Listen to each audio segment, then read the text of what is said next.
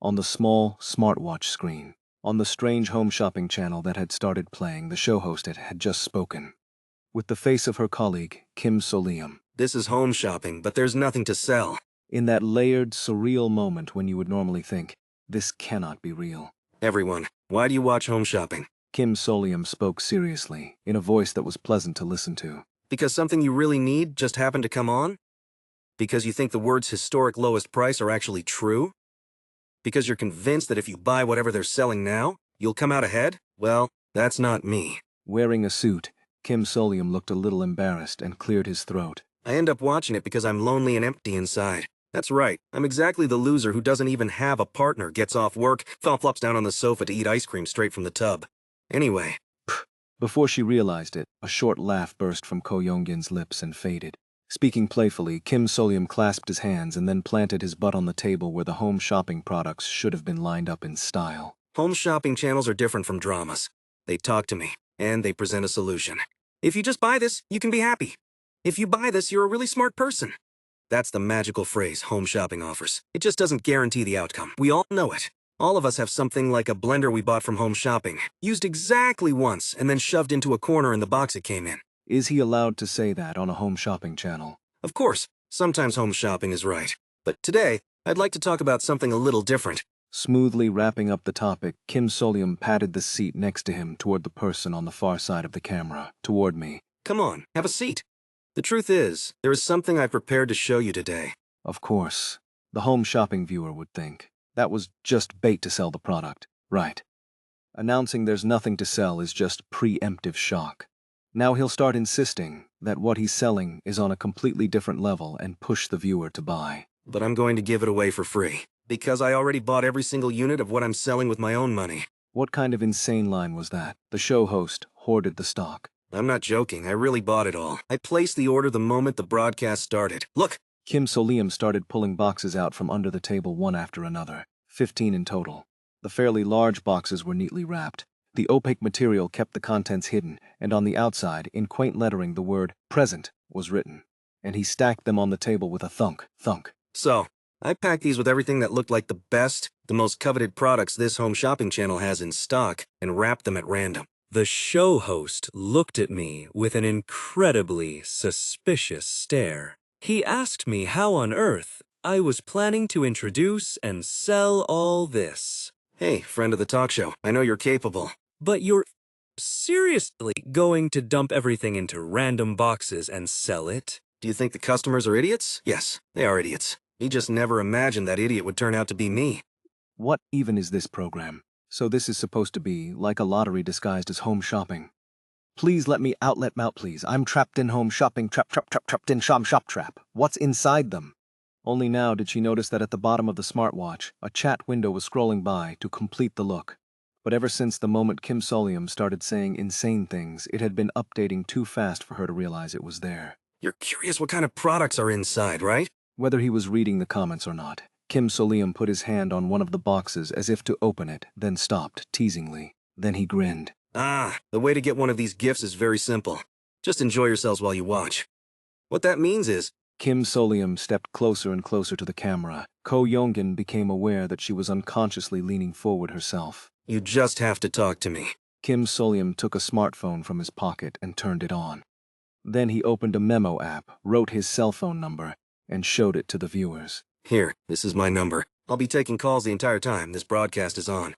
And whoever's call gets through will immediately choose one of these gift boxes. You get everything that's inside. Then he checked the timer function on his phone and pulled a hurried face. But the broadcast time is running out. 5 minutes have gone by already. 15 minutes. It's so short and precious. Let's hurry. Whose call will get through? Let's find out together. It might be you. What is this? Breathing hard, Ko Young-gin stared at the screen. On the tiny display, Kim So-lium was handling the incoming calls with effortless skill. Sometimes hyped, sometimes completely flustered. Hello? Yes? You say you want to put a human being in a box? Are you a magician by any chance? Hello? Ah, you're telling me to shut up and open box number 2 right now? Well, all right. This caller is a student. You just finished your exam. You've really been through a lot.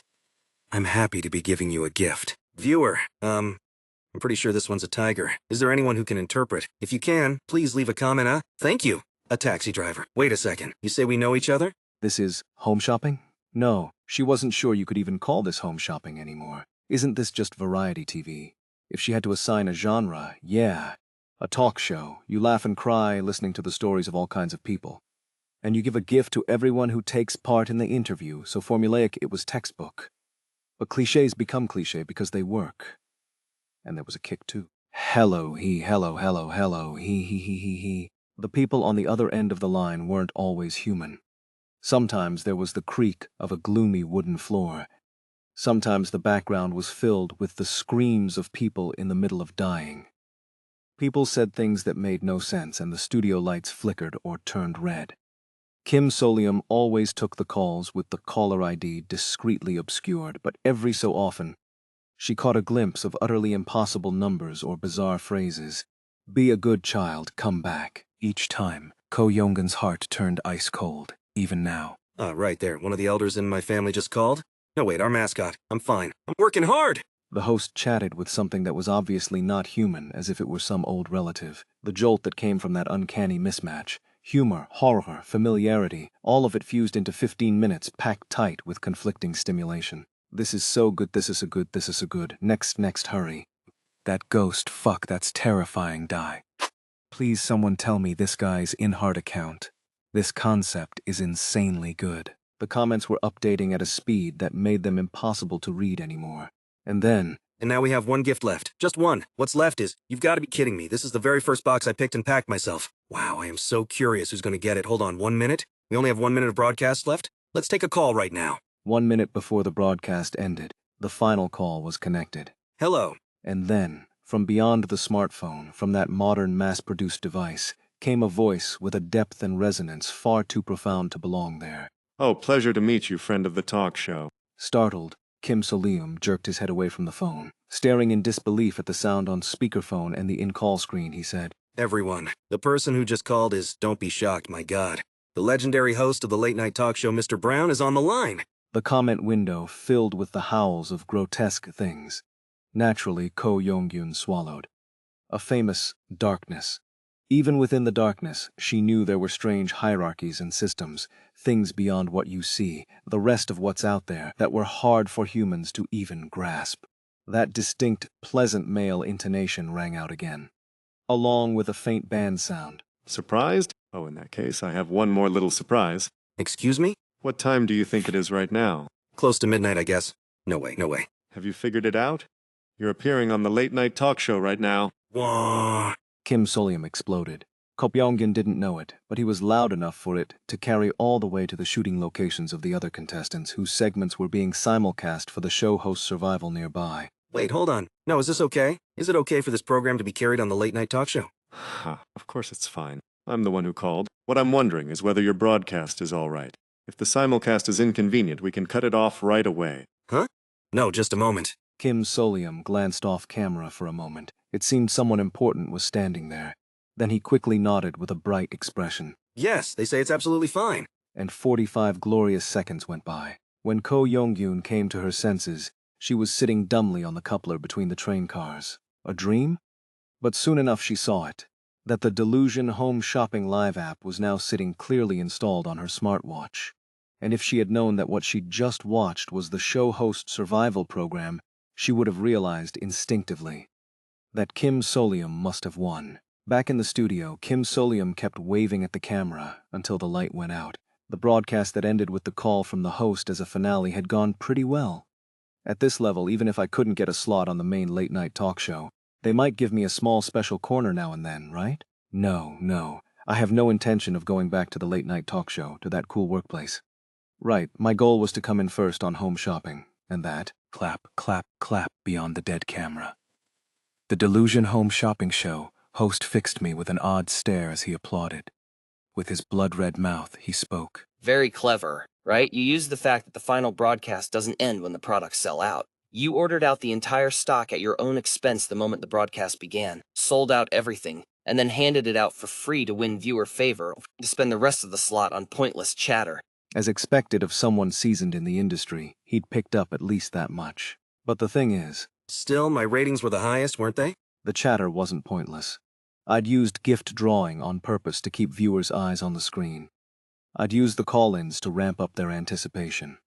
I'd condensed everything important into 15 minutes at a brisk tempo, and I'd used explosive reactions and conversations to carry my voice over into other contestants' home shopping segments, stealing attention. Apparently, he hadn't caught all the details one by one. So what? He said. There was at least one thing he had noticed, that I'd hurt the sales of the other contestants. You managed to plant a negative image of our home shopping in the viewers' minds. First place is still first place, isn't it? First place? The show host's face twisted as he came close, warping in midair. Buying your own products is cheating. You didn't specify that anywhere, did you? Specify, he says. Why would we bother specifying something that obvious? And besides... The show host's mouth opened, revealing the blood-red void inside. The world around me warped, his tongue lengthened, his eyes bulged. Cheaters are automatically disqualified. That's a lie. I smiled. Because I wasn't the one who bought them. Someone else placed the order. And let's say this someone else is actually very close to you and bought the products as a favor at your request. That's still cheating. Is that so? Still smiling, I pulled out my smartphone and made a call to that someone else whose number was still in my call history. Why don't you check for yourself? The Delusion Home Shopping Show host, who had been staring at me with those abnormally huge black pupils, grinned so wide his mouth nearly split his face and took the phone, and the moment he watched relaxed as the call connected. Oh, what's the occasion? He jolted, almost dropping my smartphone before he caught it again. Mr. Host, Mr. Brown? Speaking, and you are. I'm Red Friday. It's been a while since we talked, Mr. Brown. The Delusion Home Shopping Show host sounded flustered, but he cleared his throat, as if to steady himself and speak with confidence. Right now is the late-night talk show time slot. Oh, we just wrapped a live broadcast. I see. I didn't know. I don't really watch other variety shows. The show host smiled, then, looking slightly sly, spoke smoothly. Come to think of it, you called just a moment ago as well, didn't you? I suppose you must have been pretty concerned about our home shopping variety show, running in the same time slot. Especially since one of your staff transferred over. Of course. I'm always concerned about my friend, and I'm touched that you care so much about my peace of mind, too. My host added gently. You must have a lot to worry about on your home shopping site as well. For instance, the amount you'll have to pay is going to be substantial. Excuse me. The show host chuckled, sounding like he'd caught on. You mean the products that friend of the talk show just gave away as he pleased. He claimed you'd already bought everything, but I guess that was a lie. I felt his hand close around my head. Don't worry. The bill will be settled by this friend of the talk show here. Oh. My host let out a soft exclamation. What a shame. I didn't mean it like that at all. What I was talking about was the transmission fee. Pardon? Your home shopping segment was carried on my late-night talk show. Do you know how far my show is broadcast? And tonight was even a special episode. Oh yes, Tuesday's Joy, Tuesday's Heat, remembering the Tuesday quiz show. With cultured, cheerful diction, he spoke in a gentle murmur. Far out, way behind, deep down, by every medium and through every means, tonight's talk show was transmitted. The show host looked back at me. I smiled. Even if the transmission fee is expensive, deals like this still go through. Maybe because this place is so isolated? You said that yourself, didn't you? I hadn't forgotten. Wait, For that little studio in the middle of nowhere, I imagine it was hard enough to afford the usual transmission fee. And yet you had the courage to answer, "We'll broadcast." Oh, I was quite moved. Truly. Now, Mr. Host. And yet, can you really pay right now? That. It seems difficult, doesn't it? The amount must be astronomical. What a pity. Now, please give us a moment. Of course we can prepare it. Of course it's possible. In the meantime... Oh dear, it seems you don't understand that negotiation is pointless. The transmission fee is executed automatically. Now then... Every light in the studio went out. It is time for seizure. Delusion Home, shopping number 4168 studio. In the studio where the lights suddenly went out and darkness and silence descended. Only the pleasant male voice coming from the smartphone in my hand echoed alone. The host's voice. Come to think of it, friend of the talk show, it seems you still don't fully understand how forced collection of broadcasting fees works. When I lifted my head, I saw the Delusion Home Shopping Show host's face distorted with terror, like a ghost screaming through the widened holes of his features. Shall we take a look? You will be able to watch it in real time, right before your eyes. No, don't. First is the cost charged by the platform. Oh, Midnight Talk Show is transmitted through the Venerable Sea. The price of attempting to hitch a ride in the same time slot, broadcasting from such a remote, isolated place as this. He explains it kindly. It should be something like the rental deposit for this humble, insignificant little studio. No! I raised my hand was trembling. No, the entire studio was trembling. It has begun. Wait, hold on, stop it for a second. As if responding to that scream, the studio began to lose its vitality. As if a freshly baked hot loaf dried out cold and turned into a moldy lump of grain, the lively feeling that made up the studio was sucked upward, toward some indescribable, bizarre, vast, deep, distant, multi-layered dimension. If the studio were alive, it was dying now.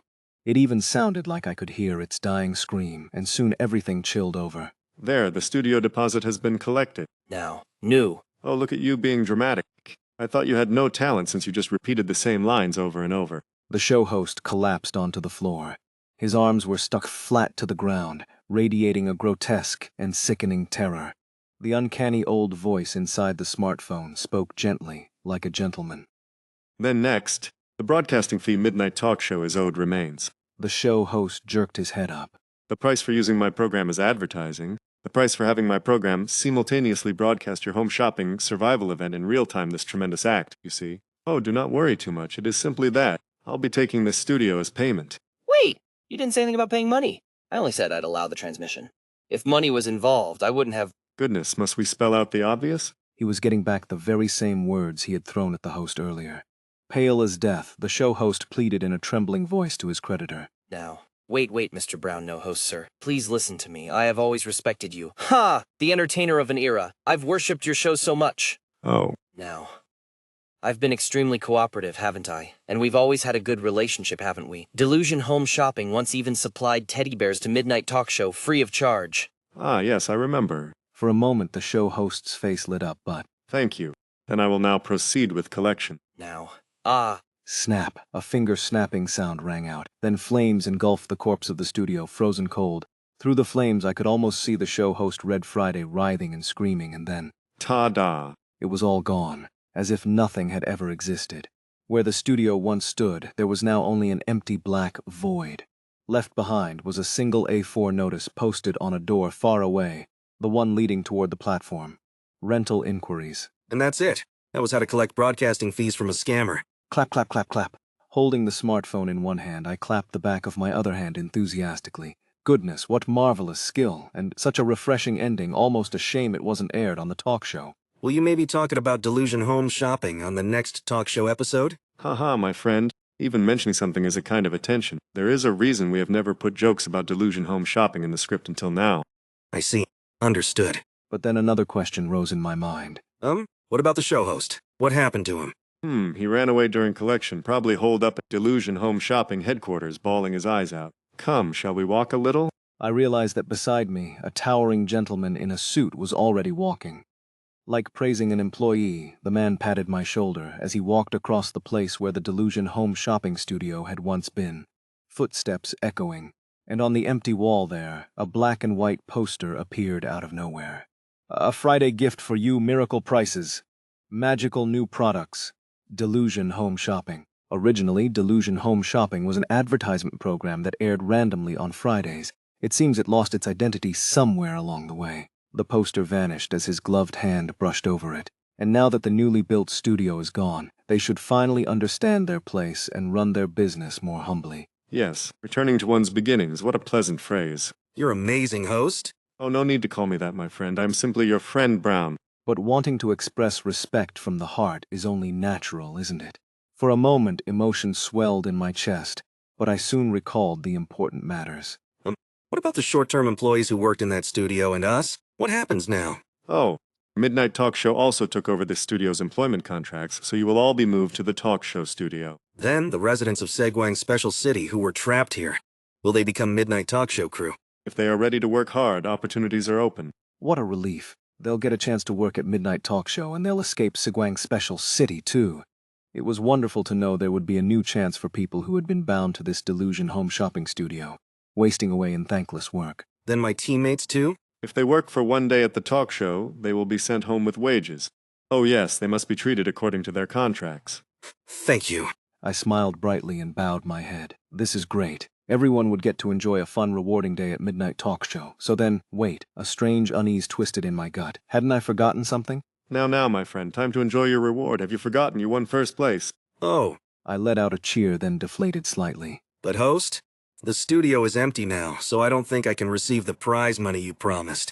Unless I went to Delusion Home Shopping Headquarters to sue them or something, it'd be impossible. What a shame. A percentage of the sales revenue would have been a big sum. I thought I could finally repay what I owed you. Not to mention the host bought all those gifts for me. I needed to pay that back too. Goodness, you truly need not worry. I told you pay me back at your own pace, friend. And the gifts are gifts indeed. Now... Snap.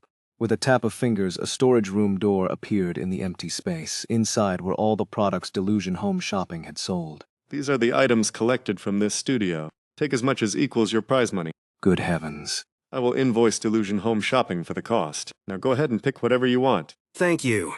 I hurried into the storage room. My heart was pounding. The items were varied. Some I recognized from the wiki and felt my heart leap. Others I wasn't certain about but wanted to open just to see. First, whatever caught my eye, Happy Maker. A necessity. I quickly grabbed an entire 12, and then wholly, something massive occupied a corner of the storage, the Bloodlust tub, and not the small footbath edition I had purchased. A sleek, curved body in black lattice patterns. An elegant snow-white ceramic tub, glossy and shining, its feet finished in gold. And that heavy, bright golden faucet that looked like it could spill steaming hot water any moment. A tub of youth, wrapped in plastic, clutching at a human foot. Should I take it? It might make a great gift for the host, but I forced my gaze away. I should pick things that help with exploration first. Yes. To make exploring Sisquong Special City easier, things that would help me and my group uncover secrets safer and faster. Post. My friend is calling me. My teammates who died. What happens to them? Oh, we give them whatever they want. They can finish one day of work and return home per contract, or they can try to keep working for the talk show. If they fear disappearing when the contract ends, that is. Wait. So when the employment contract ends, they die? Haha, my friend, they cannot die again, because they are already dead. My blood ran cold. Since they were working in a dead state, when their contract ends, they will return to that state. Unable to move, without will, without self, corpses. Like Mr. Jang Hoon, employed by a ghost story and becoming one himself, returning to being dead. But if that happened inside Midnight Talk Show's studio, that would mean they'd die outside Saegwong Special City Death, the end. No. Couldn't they just keep working on the talk show? No. I put my hand to my chest. Contamination. I had to suppress the contamination. As part of the Midnight Talk Show crew, I was contaminated and might make a terrible, foolish decision. Don't struggle so hard, my friend. The host patted my back and spoke warmly. Is this not already a sufficient achievement? Brilliant showmanship, a dizzying climax, catharsis bursting like fireworks, wonderful. Enjoy this accomplishment, my friend. Perhaps this is the close of a chapter. An ending where you return to your true workplace. Of course, it would be difficult to enjoy a celebration in a place like this. The crew is already cheering and preparing a party. Let us return to the talk show studio. No. I forced the contamination back into the tattoo. A ripping sensation like skin peeling and flesh being torn away, an overwhelming recoil and pressure. The contamination of Midnight Talk Show was violently shoved aside. The magical sparkle of happiness, comfort, hope, the rising excitement, all vanished like lies. And in their place, emptiness, fear, worry, and pain returned, like this empty rental space. I sucked in a breath. I'm sorry, Brown, but I'm refusing. I want to keep exploring here. I want to explore and learn the truth. The truth about the Delirium Lab, about this extinction-class disaster, about my summoning, and how to rescue the person trapped here. Very well. Brown's hand withdrew. I said it, didn't I? That on your adventure, on your journey, your good friend would always accompany you. Yeah. But at the same time, if he found any opening, he would try to end my journey and drag me into a talk show ending. If he thought something ruined the fun of the scene, he wouldn't help me even if I begged. He'll always be like that. Before, that had confused me, frightened me, made me feel hurt. But now I know better. This TV-headed friend is a ghost story. That is an unchanging truth. But he is also my friend. By the way, I said. Today was fun. You had fun too, right? Our teamwork was pretty good. You state the obvious. Have you forgotten where your showmanship came from? You learned it from me, from Brown. It's dangerous, but I have to keep the balance, so I don't lose trust or friendship. Phew. And then I swallowed and said, So about the first place prize. Him. Can I choose something other than the items here? Like, maybe an employment contract. An employment contract. A day worker contract. Labor counts as property, right? Since you took it, I think I can receive it as a prize. Not much, just... 2 people. Bronze Agent and Deputy Lee Sange. I want their contracts. Already dead, those two. Ah, yes, I see your idea. You want to obtain the employment contracts and free them, yes? So they can escape this sealed city through death. But is such a thing even possible? What? Mr. Noru, you are not a studio. You do not operate a location in this isolated place, so how will you free them from here? My vision went white. Impossible. They will simply become lingering spirits trapped in dead bodies, unable to escape this city through death ever again. Oh, yes. Even if you bring them back to this empty place where the studio once was and tear up the contracts, nothing will change. So My voice came out, drained and pale. they're trapped. Correct. That is the answer. Bronze Agent and Deputy Lee Songai would now never awaken from the nightmare of Saegwang Special City. I remember the moment I first opened my eyes in the subway of Saegwang Special City. The relief of waking in a human body, the confusion, and the hair-raising terror, all the way to the wretchedness of dying with a noose cinched around my neck at the end. But at some point, all those sensations dulled and went blunt, because I'll come back anyway, like a game. Even as I considered the things I experienced in this Saegwang Special City horrific, I wasn't walking a tightrope, feeling the fear of survival the way I did back in the original darkness. Swallowing an euthanasia pill to die had, before I knew it, started to feel like a means of transport to the outside. That unconscious complacency that no fatalities would occur even in the worst case, and thus I faced the result. Explorers trapped in a ghost story with consciousness left intact inside a dead body. Deputy Yunhaj and Bronze Agent. Oh, even in a dead body, they'll think and move here as if alive. The host said, his voice musing. Even if the whole body rots away and only bones remain, those bones might clatter around moving, or perhaps as the nerves and muscles rot, they won't be able to move. Come to think of it, if the brain and bones are separated, we could find out which side retains consciousness. Oh, friend, He continued. isn't it a heartbreaking yet fascinating inquiry? No, there must be a way for it to end like that. In fact, that's a common thing in this world. I froze. A person gets disappeared by a ghost story, dies, suffers a fate worse than death, and even after death slowly has their self crumble in eternal pain, or endures it all with a sound mind. All those things that make your skin crawl just imagining them. Aren't they the very meaning of existence in this world? That's what makes the thrill of the exploration record what it is inside an exploration record. Anyone at all can meet an unthinkably horrible ending, without any context or grand significance. And if this is that ending, no, I ground my teeth. That's an exploration record. This is reality. No, even an exploration record can be changed if you append a plausible explanation. Things I can do. What I can somehow try to do, Noru. You are not a studio. You do not operate a site in this isolated place. How will you? Free them from here. I lifted my head to the one and only notice pasted to the empty space after Delusion Home Shopping was confiscated. Rental inquiries. What if I lease this place? Oh, The host exclaimed. If I take over this empty space of Afternoon Station. If I operate this place like Delusion Home Shopping, then in Saegwang Special City I'll have a site I operate. Then from this site I operate I can release the two, right? a persuasive deduction, Noru. I immediately strained to read the contact number written below the rental inquiry. It doesn't read well. My head felt strangely muddled, nausea rising. But my hand was unconsciously dialing the censored number on my smartphone. The unreadable censored number even showed on the screen, and I hit the call button. A strange, monotonous machine connection tone rang. 2-click. A recorded voice stated, Blood Broadcast Station. If you want to rent Space Press. If you want to redeem Blood Price Debt Press. If you want to appear on a broadcast press. I pressed for space rental. Confirmed. We will text you the cost for the rental space at your location. Thank you. Clack. The call cut and a text arrived. On my smartphone screen, words flickered and sizzled in a bizarre way. The message read, Rental space, commercial use, shop and office. Payment item, fresh blood, sapient being, security deposit, 7999L, monthly rent, 59L. I understood why this station's name is Blood Broadcast Station. The cost is blood. A chill crawled up my back at that abnormality, whether malice or distortion. Not bad. Brown said. We'll lose a bit converting gold to blood, but given the poor location, it's impressively cheap. Cheap that? They say a human body has roughly 4L of blood. If so, that amount is the equivalent of squeezing every last drop out of about 15 people. If I use all the remaining survival prize money except for 2-day labor contracts, can I buy as much blood as that deposit? Unlikely, you won't even get 2/10. But don't worry. Brown added. You can borrow from Brown again, can't you? The one offering kindly advice set a warm hand on my shoulder. I looked up. First, I'm gonna try asking about the rental again. Good. How much do you want to borrow, friend? More than that, could you relay what I say to the other party, Brown? You're more of a business expert than I am. My such an apt request is hard to refuse. Thanks. Wiping the cold sweat beading on my forehead, I watched the host's gloved hand in the dark start dialing on my smartphone. What first came to mind, honestly, was drawing funds from the resort. But that's no good. Pouring in resort coins at an even more astronomical scale was impossible. That would negatively impact resort operations. And as the mascot, I cannot commit an act that blatantly harms operations.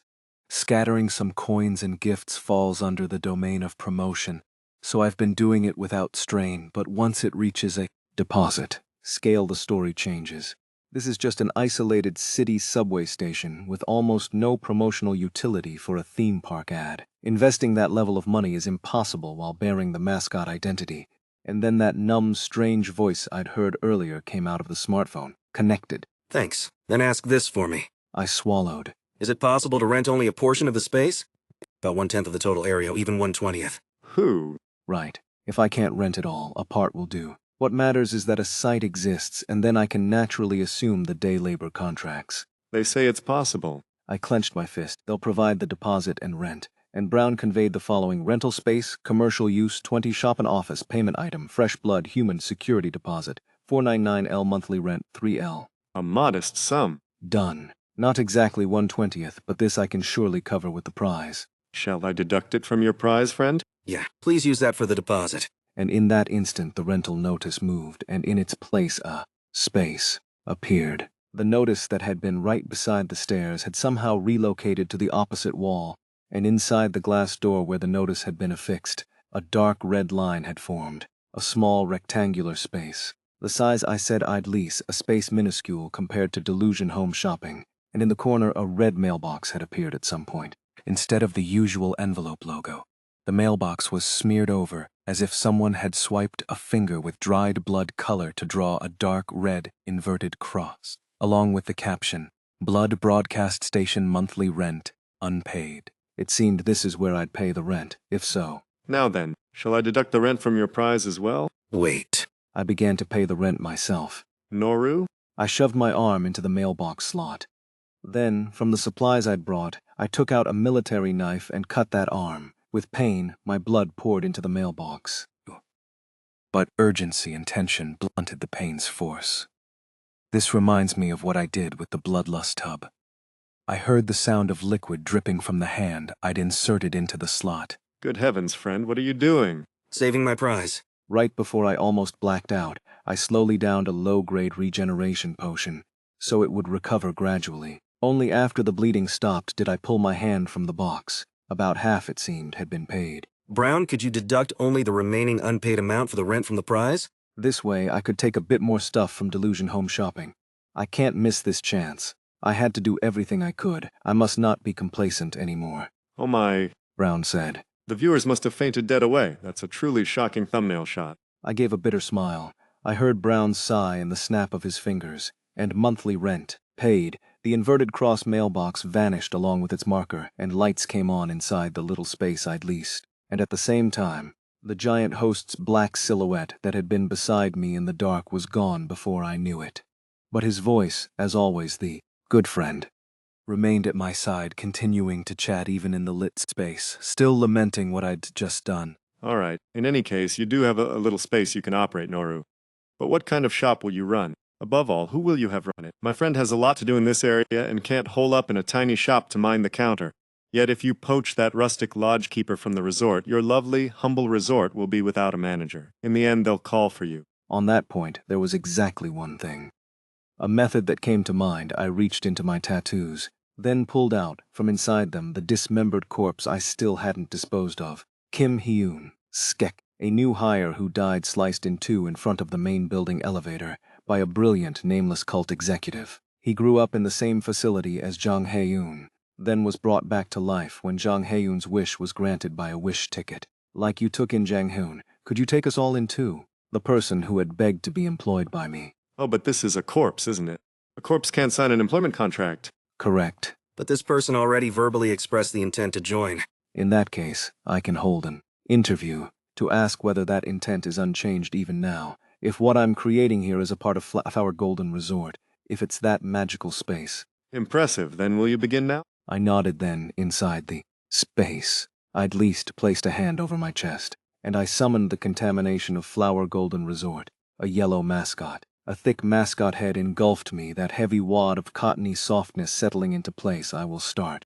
I thumped my chest in a showy way befitting a mascot, but inside the head my hand trembled. Is this right? To try to bring my party back by making someone who died miserably live and move again as something inside a ghost story. I had even plainly seen that Jang Hyun, after death, could not recover from contamination, and yet to do something like this, is it really right?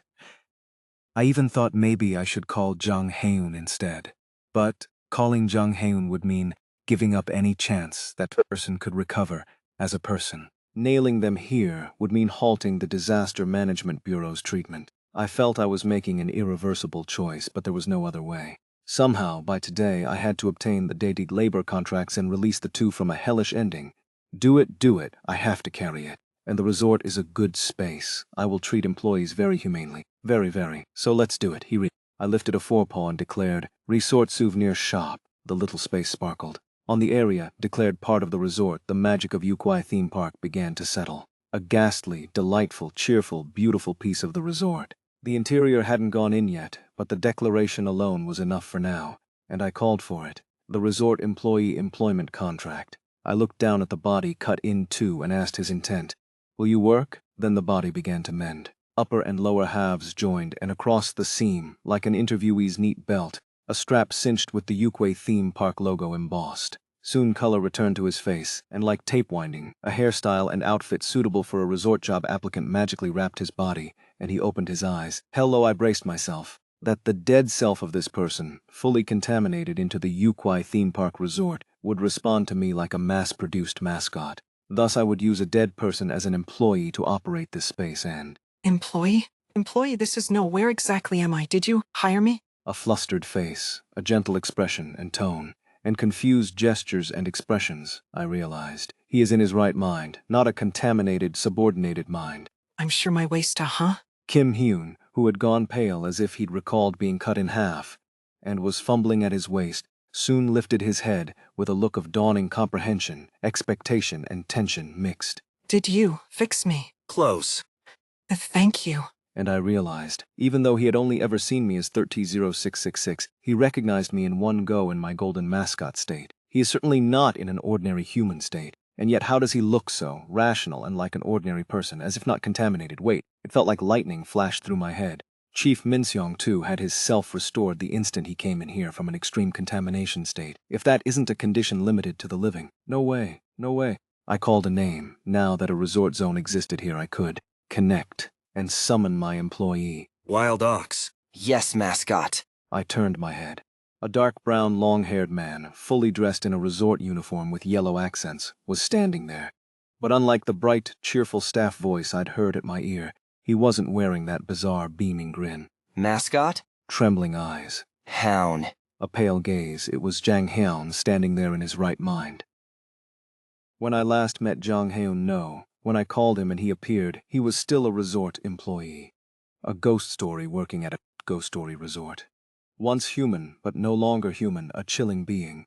But what stood in front of me now? Was a person. Brother. Too human. The moment Kim Hyun met his eyes, tears streamed down, and the two threw their arms around each other. It was the look of someone reunited with family they thought dead. A person in the shape of a person. Oh, how moving, a family reunion. Brown said, right. Just because someone shows natural emotion doesn't mean they're human. From the start, if he were truly human, he couldn't have appeared like this. The person named Jang Hyun died, and only the resort employee remained. That is why he could be summoned to this leased space I designated as a new resort site. In other words, closer to still darkness, but looks as if he's regained his living personality.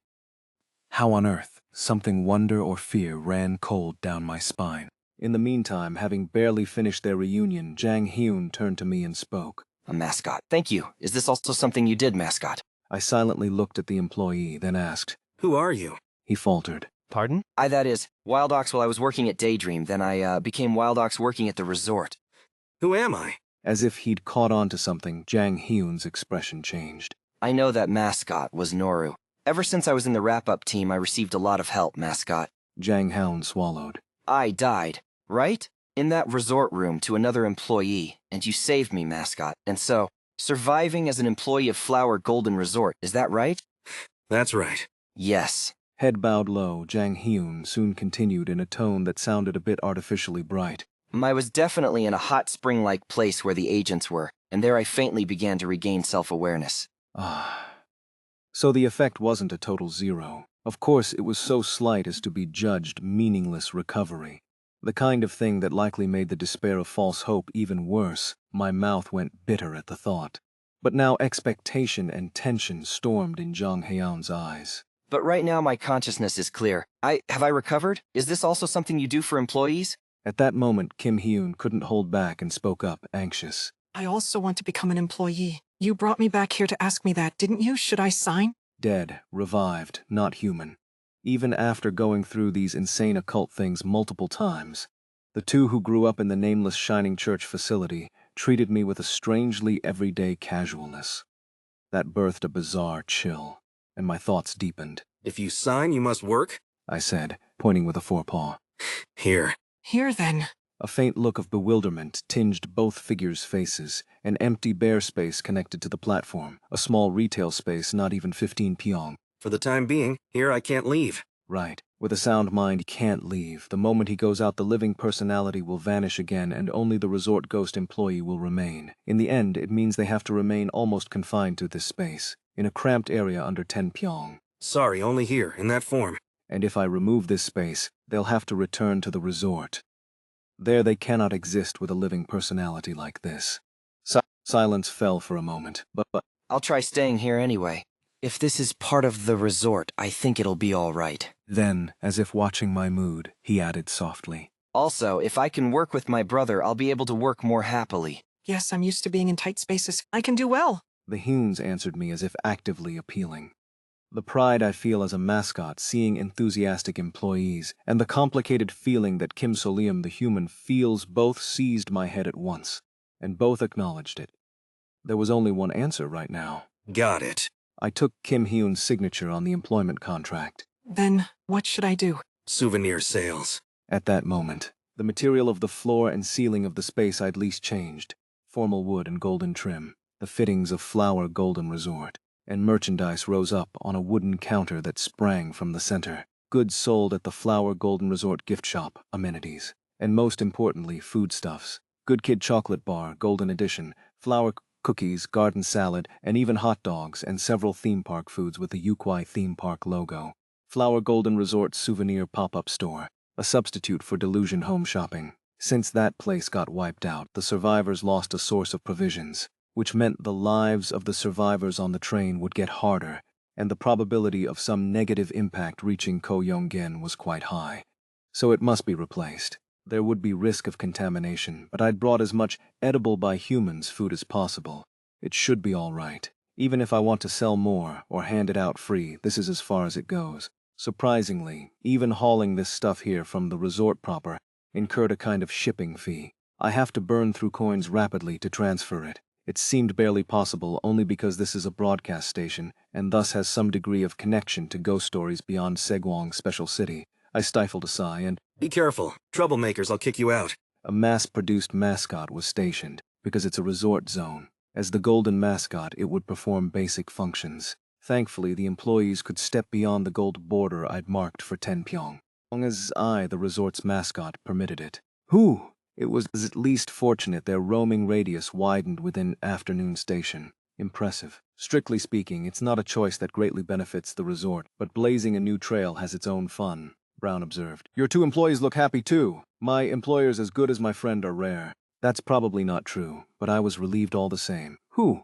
And yet watching two dead people, ghost stories, smile, talk, and move like ordinary humans still raised a strange feeling. How is it possible? Chief Park Minseong or I at least weren't in a dead state, and it's not because it's a dream.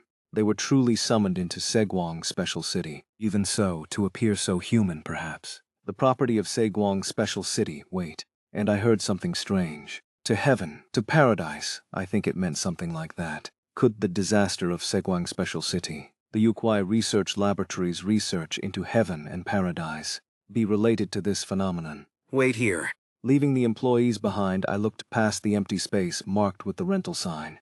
As expected, like during the closure at Hambit Library, a normal concourse connected beyond. I passed through the concourse and headed for the opposite platform, and at the facility there, I discovered several shocking pieces of news. But even that shock had to be shelved in the face of the task before me. Something urgent was right in front of my nose. Bronze Agent and Deputy Yoon Hai, tearing up the day labor contracts of the dead. Yoon Ha-jae opened their eyes. In front of them, their junior, face pale, was peering down at them. Noru. Yoon Ha-jae reflexively checked that their limbs were intact, then looked around with a frown. Are we still in Saegwong City? Beside them. The stickler of a civil servant was like them coming to, which meant they were still in a dead body, stiffly pushing themselves upright. Frankly, it was a creepy sight. I've really been through everything. To think I've even tried moving as a corpse. I'm sorry. What are you saying now? Yoon Ha-jae flicked their junior on the forehead. We all agreed to go in from the start, and we were unlucky enough to take the euthanasia pill first. Isn't that right, Mr. Public Servant? Yes. Shock lingered in the agent's eyes, but more than that there was composure and relief. Looks like they're thinking it's a relief that Solium's fine and the others made it out. Same for Yoon Ha-jae themselves. Still, they asked to confirm. The others? I roughly heard you did some Greatest Show on Earth kind of live broadcast, and something about home shopping getting confiscated.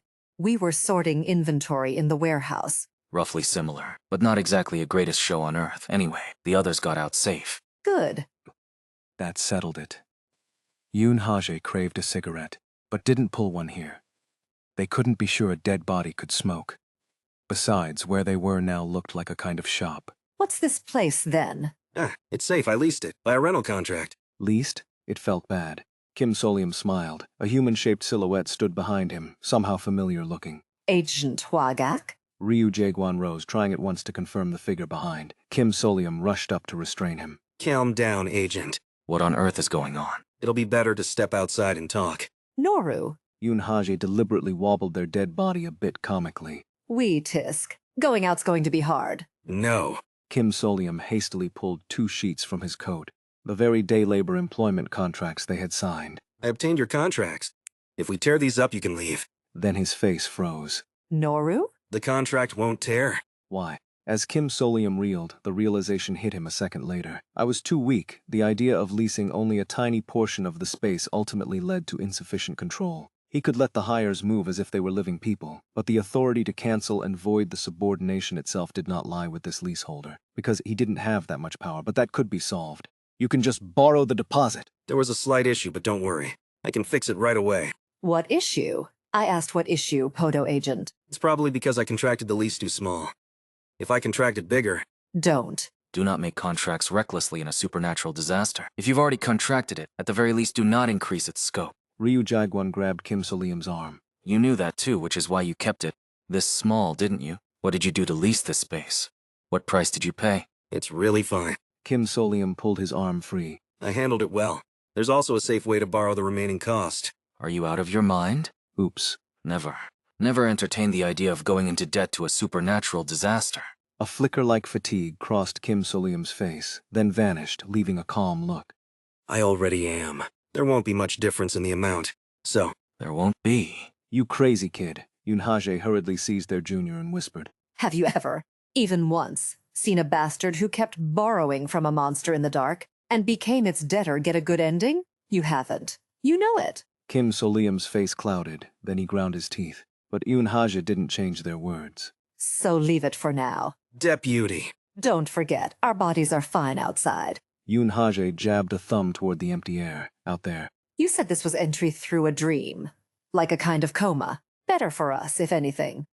We're already dead, so we don't have to worry about starving or contamination. What nonsense. It makes more sense than going into debt for lease costs to a ghost story, so be quiet. Yoon Ha-jae clapped Kim Solium on the back, exchanging looks with the agent. Let's think of it as a long dream, all right? They knew it wasn't, in truth, a comatose.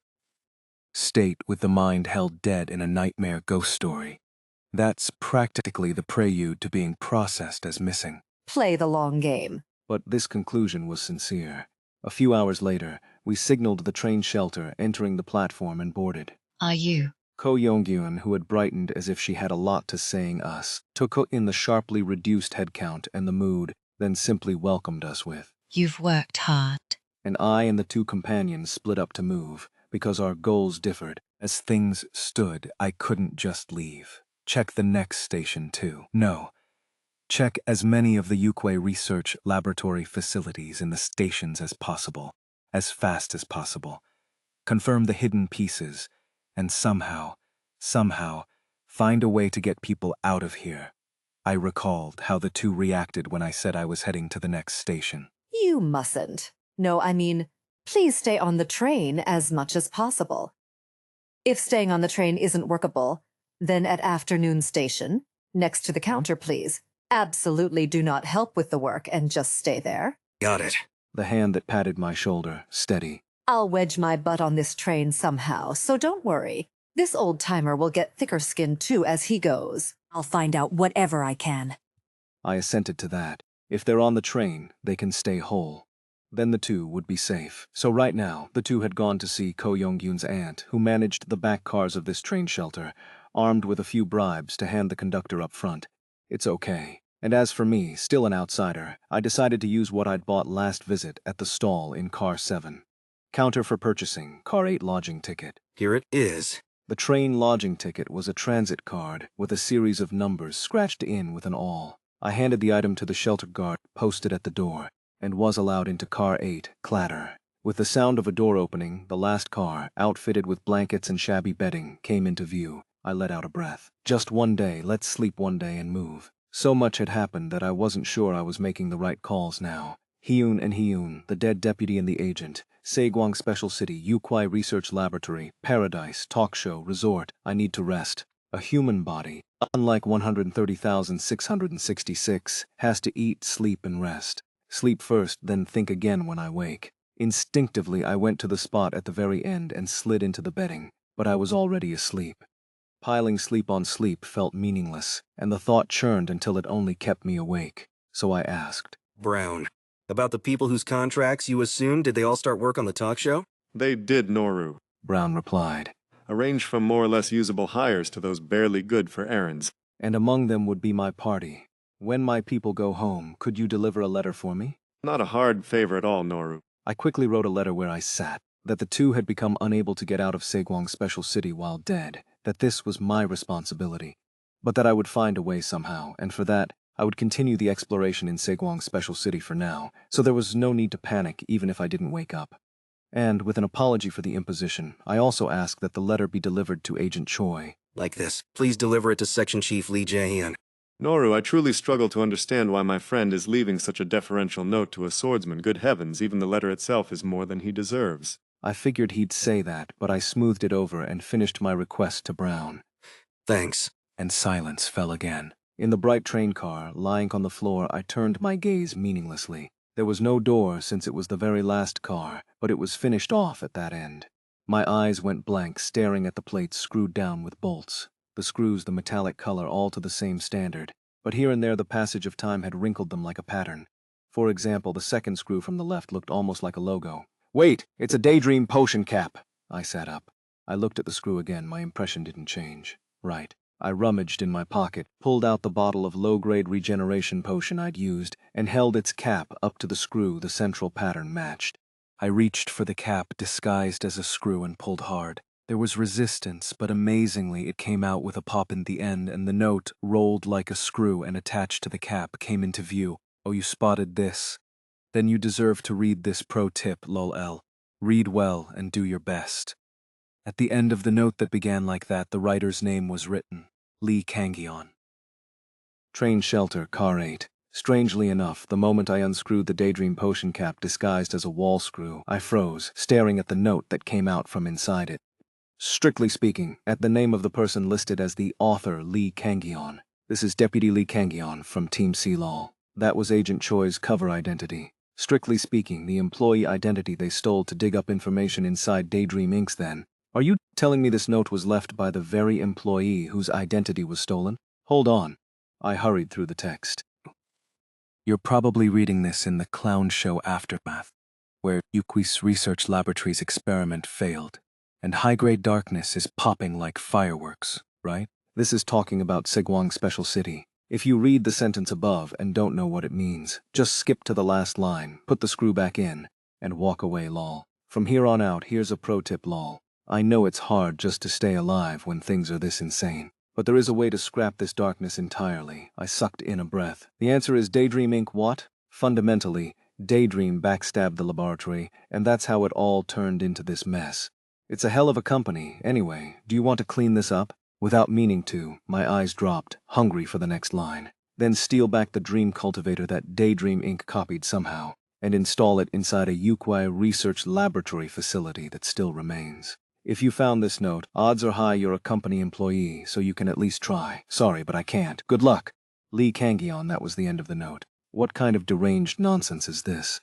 As if he dumped blunt, preposterous intel straight into the reader's skull, hard enough to make the back of your head ache. Daydream reflexively, I recalled it.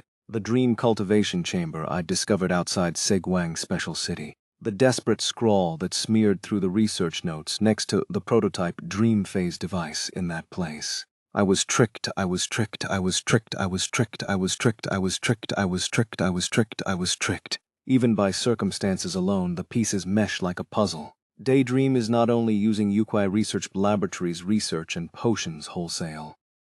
There's even a ghost story in their main building's basement where the laboratory's past appears, and one of the classic origins for a ghost story jumps straight to mind: grudge. Yukwai Research Laboratory went through something that would seed a bone-deep grudge against Daydream. And on top of that, the research notes that sat beside the broken dream cultivator, where I woke up after drinking the wish ticket. Daydream found out they stormed in it was another trick. Before they could steal your name, we smuggled it out and hid it in the most crowded place, another trick. That phrasing means they'd already fallen for it before. What the hell has this insane pharmaceutical company been doing? In a ghost story world, a pharma company that grinds up its own staff being stained with a hideous founding legend hardly even surprises me. And then there's this. Steal Daydream's dream phase device and mount it onto a Yukwai Research Laboratory facility. In context and given where this was found, doesn't it sound like doing that would bring an end to the extinction-class disaster in Segwang Special City? I quickly looked around me. I was alone in Car 8, but surely a lot of Segwang survivors must have used this car. If he installed this screw with that in mind, he must have left it so any Daydream Inc. employee among the survivors would see it. And I'm the one who pulled it free, Brown said. You look troubled. Friend, this is Brown, and I'm always ready to listen. A witty bit of counsel comes free of charge. Troubled? Not exactly. My thoughts had wandered sideways into something that only made me more unsettled. If this note is telling the truth, there's a fact you can infer in reverse. If reinstalling the dream cultivator resolves the crisis, then it means the dream cultivator going wrong is what turned Segwang Special City into this in the first place, Brown exclaimed. Ho.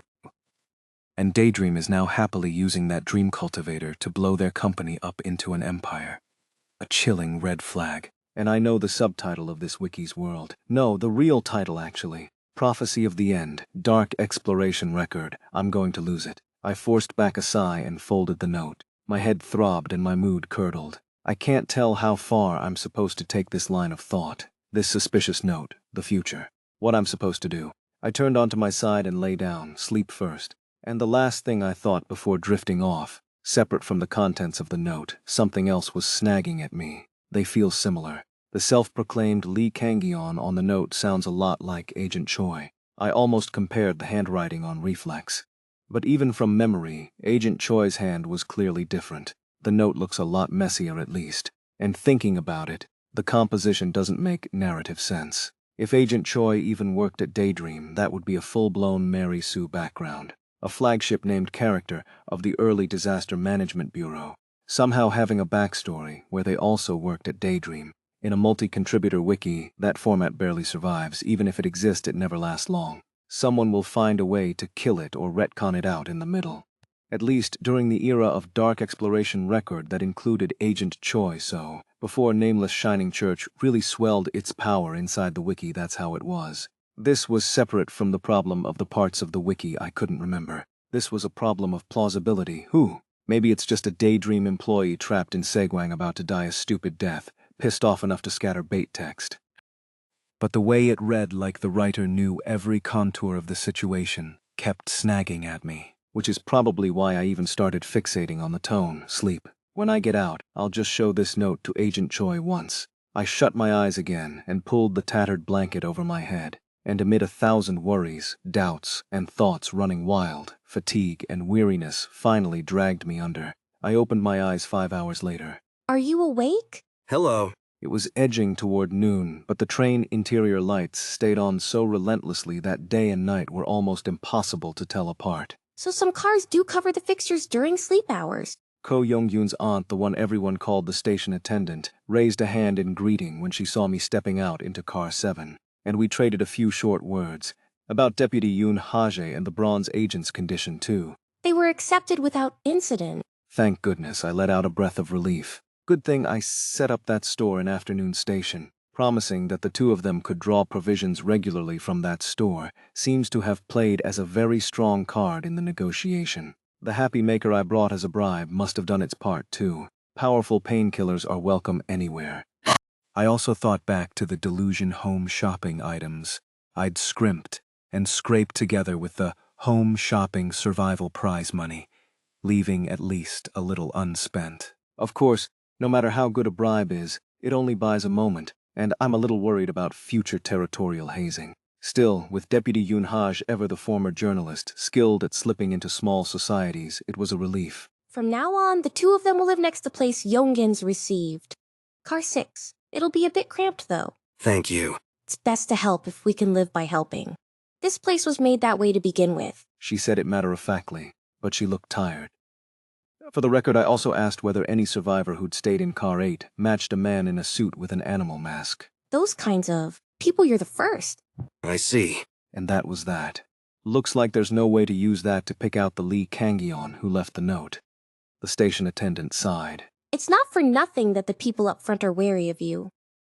Well, they've been showing this weird sense of chosenness lately. Do the people in the front cars and the back cars differ that much in temperament? When a disaster like this hits, people tend to pick one of two paths. She shrugged. They either get ferociously exclusionary and sink into group egoism, or they go rabidly aggressive about hauling in supplies. You can say the train shelter's split in two.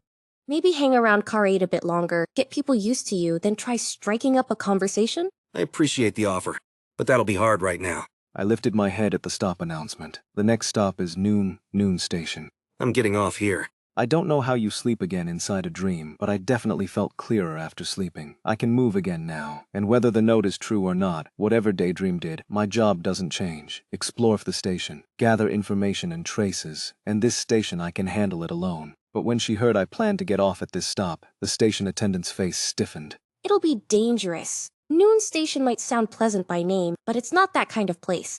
A lot more people fear it than Afternoon Station. I've heard the gist of it. Even so, someone has to go. Who? Her expression soured, but she didn't try to stop me. In the middle of a disaster like this, that kind of thing becomes familiar. How about saying goodbye to Yonggun and your companions, then heading out at the next stop? No, it's fine. We'd just been accepted into the train shelter. There's nothing good about showing myself immediately chatting up outsiders. I gave a faint smile and shook my head. I already said my goodbyes yesterday. All right. She nodded. The doors are opening. I stepped out through the door the station attendant unlocked, into the space outside the train. Just like the previous stop, I saw a clean, modern subway platform, Saeguang Transit Authority Noon Station. I started walking the platform, recalling the long-since updated wiki entry, Noon Station Nap Shelter, a subway station located in the center of Saeguang Special City's residential zones, the mecca of commuting, with a neighborhood of many kinds of homes. Station area apartments, studio towers, townhouse complexes, and villas. On the day of disaster, countless people returned here, praying that they could go home, meet their families, and live the same daily life as before. Every last one failed. Frustrated wishes, screams, and tears pooled in Noon Station, swallowed countless homes and built a nap shelter. Those who set foot here will be welcomed as if home, and they will rest, all of them. So in short, this station sits where Saegwang Special City's residential district used to be, and it has a ghost story gimmick suited to that. Phew. Alone, I climbed the stairs from the platform toward the concourse. Sunlight was spilling in at the far end. A wide open space spread before me. A sight you'd never believe was inside a concourse. Under a blazing cloudless sky, a neighborhood of walls and small buildings sprawled. Fresh green garden trees, the smells of lunchtime drifting in from houses beyond their walls, a clear, warm scene. It wasn't a brand new apartment complex of a new town. It felt like some dear old neighborhood that hadn't been redeveloped, where single-family houses remained. But that wasn't what made me freeze, a researcher shouted. Where even are we? Another asked. Deputy Lee, did you touch something? Did you mess up whatever you were handling earlier? Deputy Lee replied. No, I haven't even laid a hand on any darkness-related items. A third said. This isn't inside the darkness, is it? It looks way too normal. Someone else yelled. Call security first. People. Dozens of people. All talking over one another. Stood beyond the wall near the platform stairs, craning around. Every one of them wore a white coat. More than half had employee IDs on lanyards, and some of them were faces I knew. One of them in particular. Section Chief Guak, were you doing something just now? The section chief laughed. I was stepping out for a consult. Why, you think I chucked the entire research staff into the darkness for human experiments? Ha ha ha ha! A researcher stammered. Right? Ha, it's not like we're a cleanup team or anything you wouldn't. It was Guak Jagang. These people are all Daydream Inc.'s research team. What the hell is this insane situation? My eyes nearly popped out. Why are Daydream people not even a field exploration team, but the research team down here in the bowels of Saegwang Special City? Dozens of them, bare to the highest grade darkness the Bureau has sealed. At that moment, one of the researchers scanning beyond the wall spotted me. I tried to duck back on reflex, but I knew it was too late. The research team pointed at me, more precisely at my suit and the animal mask. Field exploration team? I'm going to lose it.